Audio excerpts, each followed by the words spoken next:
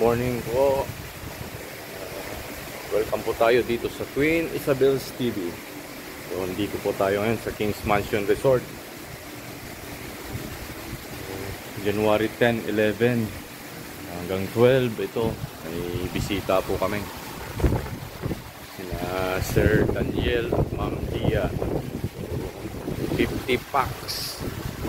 Ito po. Last day nila ngayon. So, sobrang busy ngayon lang tayo karoon ng pagkakataon kapag video. Kahapon sobrang dami ng tao. So nangyari po dito po sila nagstay. Dito sila nag prepare wedding po kasi. So ang wedding nasa Lourdes, Tagaytay, sa simbahan ng Lourdes, Tagaytay. Bukod doon may receptions pa yata sila.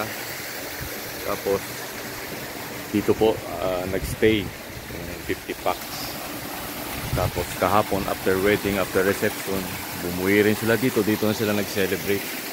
So ito po, natatapos na natin maglinis ngayong umaga. So ready na ulit, last day po ng 50 packs natin. First time pong nangyari na punong-puno yung parking sa labas. Kaya ayun, awa ng Diyos na ayos naman. Ito na po yung update sa King's Mansion.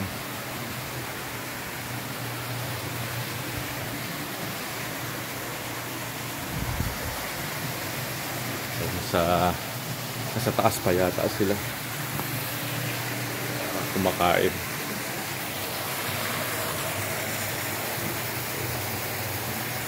Ito po yung weather natin, parang December pa rin, sobrang lamig. So, ikot ko po kayo.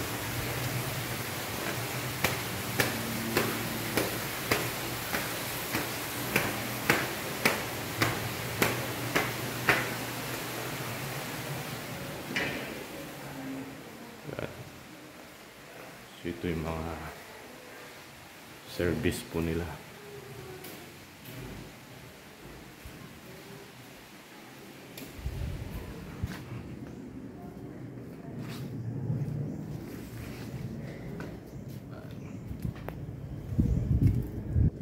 Makikita nyo po puno yung parking natin. Yan.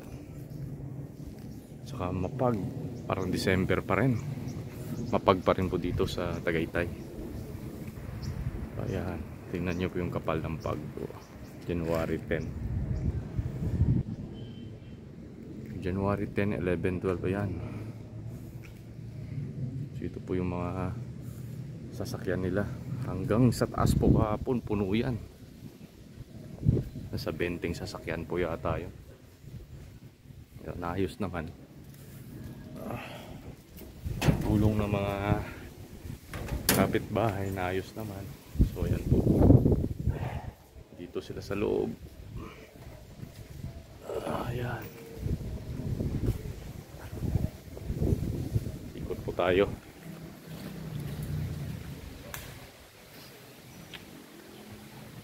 Kayo po kung may mga gusto mag-inquire dito sa King's Mansion, ay kaya po namin mag-accommodate ng 50 packs. Makakatulog po kayo lahat sa room nyo. Lahat po yun air condition. So ganito po kalaking lugar.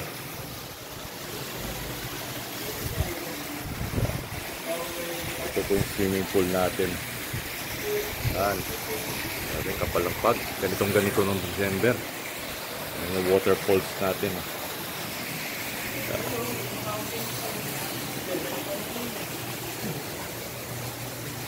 Di ba mainit yan? Sa Laguna lang meron nun.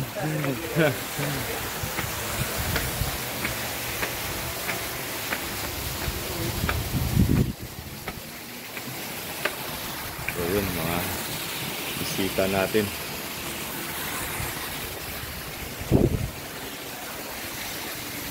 So iniiwasan din natin kuhaan sila dahil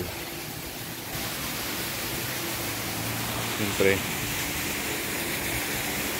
Yan, ayan po yung swimming pool natin.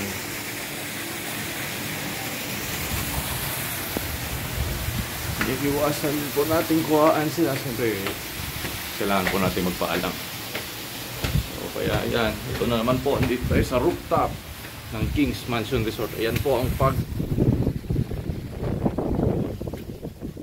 January 10, 11, 12, January 12. So, ganito po ang ano sa Tagaytay. Update po. Parang December. Mula nung January 10, ganito na po. Tatlong araw na kami rito. Ganyan kabilis maglumot dito sa Tagaytay. Kakapintura lang, naglulumot na naman. Yan, hindi na makita yung Taal Lake natin sa Laguna Lake sa kapal ng pag. So yun, salamat sa mga bisita natin, nagtitiwala. So ayun, last day nila ngayon. So congratulations sa inyo sa ano po, sa groom tsaka sa bride na nagstay dito. So 50 packs kaya po natin mag-accommodate. So 60, 70, 80 tumatanggap kami. Kayo na po bahalang mag-organize kung saan po sila po pwesto. May mga extra mattress naman po tayo rito. Sa mga mag-early booking, yun po, para ma-block tayo date. Message lang po kayo, tawag kayo, mag-ocular kayo dito. So yun lang. Para makaiwas sa scam, yun. Direct kayo mag-message sa amin, tapos ayun, guide namin kayo papunta rito, tapos silipin nyo po yung buong place, saka po kayo magdesisyon kung ipapareserve nyo yung date na gusto nyo po. So ayun, maraming salamat. Saka ayan, linis, tapos prepare ulit para next week na naman mga bagong bisita natin. So ayun. So yun, dito sa Tagaytay ngayon, nagkakaroon ko yun ng jacket. Yan. Nagkakaroon ko yun ng jacket. Malamig.